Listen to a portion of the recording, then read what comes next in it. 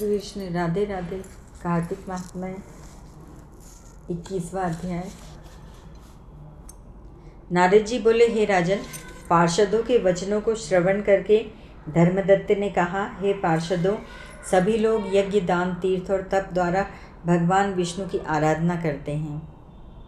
आप ऐसी कोई विधि बताइए जिसके करने से सहज ही भगवान विष्णु का सामीप्य प्राप्त हो सके। तब पार्षदों ने कहा, हे विप्र, तुम्हारा प्रश्न अति उत्तम है।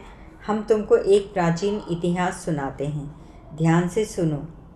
कांचीपुर में चक्रवर्ती चोल राजा नामक राज्य करता था। उसके नाम से ही चोल राज्य प्रसिद्ध हुआ।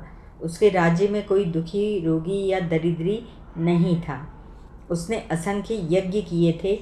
एक समय वह राजा क्षीर सागर में शेषशायी विष्णु भगवान के पूजन को गया। वहाँ उसने उनका माणिक, मोती, स्वर्ण आदि से पूजन किया।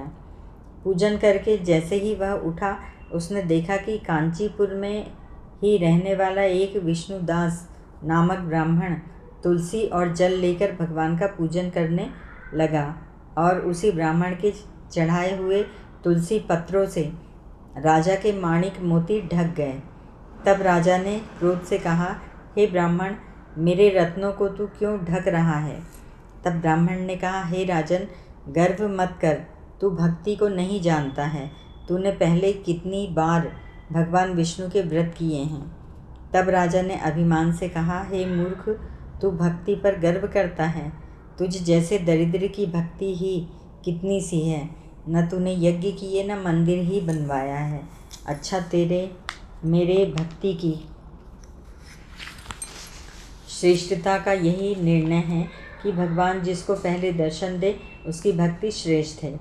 इतना कह दोनों चले आए। राजा ने मुग्दल ऋषि को आचार्य बनाकर वैष्णव यज्ञ किया।